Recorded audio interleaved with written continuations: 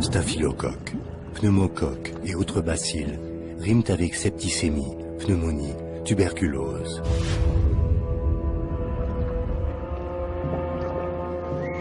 Autant de maladies qui ont jalonné l'histoire de l'humanité.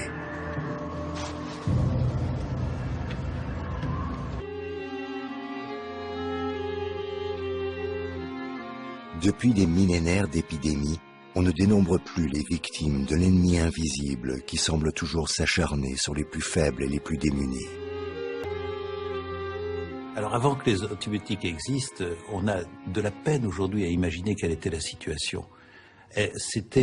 On mourait, l'espérance de vie était de 30 à 40 ans au XVIIe, XVIIIe et XIXe siècle. On mourait essentiellement d'infections, de tuberculose, de toutes sortes de maladies dont on guérit très facilement aujourd'hui, des pneumonies. Les nouveau-nés mouraient très très fréquemment d'infections. Donc c'était une mortalité intense, infectieuse. Et on n'avait pratiquement pas de traitement. Le grand tournant pour la découverte des antibiotiques, ça a été d'abord la découverte du rôle des bactéries, puis des virus d'ailleurs, dans les maladies infectieuses. Il faut savoir que jusqu'en 1880, on n'avait aucune idée de l'origine des maladies infectieuses. On pensait qu'elles étaient soit génétiques, on avait une vague idée de la contagion, mais on ne connaissait pas l'existence même des bactéries comme agents infectieux.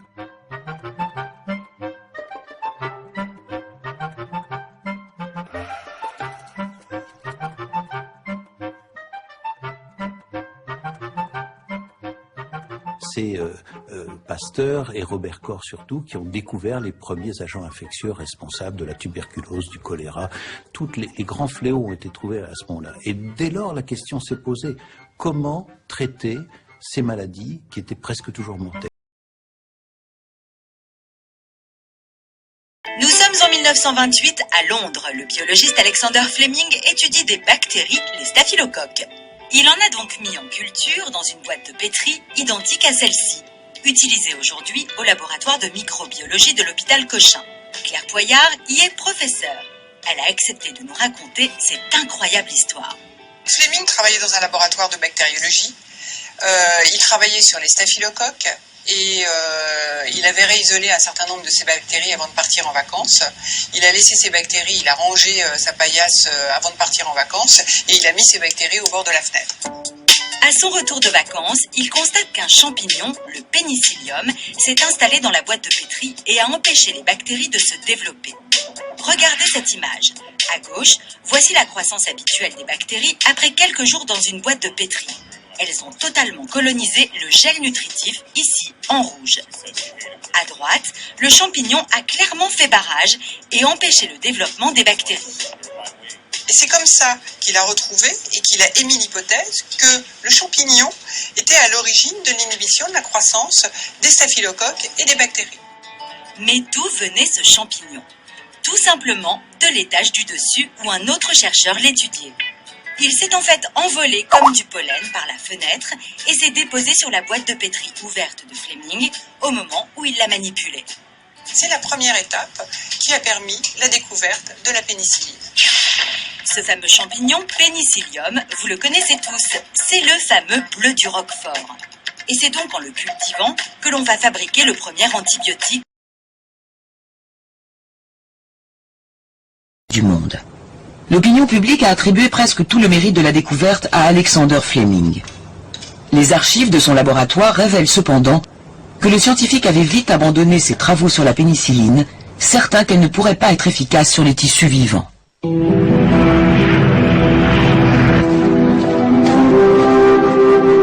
Il fallut attendre 12 ans et le début de la Seconde Guerre mondiale pour que 3 scientifiques d'Oxford maîtrisent la structure de la pénicilline et commencent à produire le médicament le plus important de l'histoire de l'humanité. Jane trouve un échantillon de Penicillium notatum à la Dunn School. Afin d'aller au-delà des travaux menés jusque-là, le scientifique doit parvenir à extraire la substance active de la moisissure pour pouvoir ensuite l'injecter. À lire les articles de Fleming, je comprenais qu'il avait perçu le potentiel de la moisissure, mais qu'il n'avait pas pu mener les travaux plus loin. La substance active était particulièrement instable et difficile à isoler.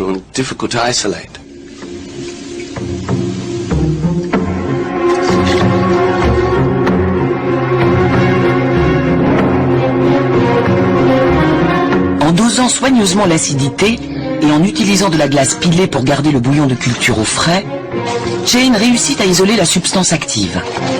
Au début de 1940, après 2 ans de travail, le scientifique est le premier à produire une quantité minuscule d'une poudre jaune, apparemment anodine, la pénicilline, la substance capable de tuer les bactéries. L'hôpital voisin de Radcliffe, comme tous les hôpitaux de l'époque, accueille de nombreux patients souffrant d'infections bactériennes. Charles Fletcher, interne à Radcliffe, est chargé de trouver le premier patient susceptible de faire office de cobaye humain. Ils m'ont demandé de trouver un patient condamné qui était voué à une mort certaine, de sorte que s'il venait à trépasser, cela ne prêterait pas trop à conséquence. Fletcher choisit Albert Alexander, un gardien de la paix de 43 ans, blessé lors d'un bombardement aérien allemand sur Birmingham.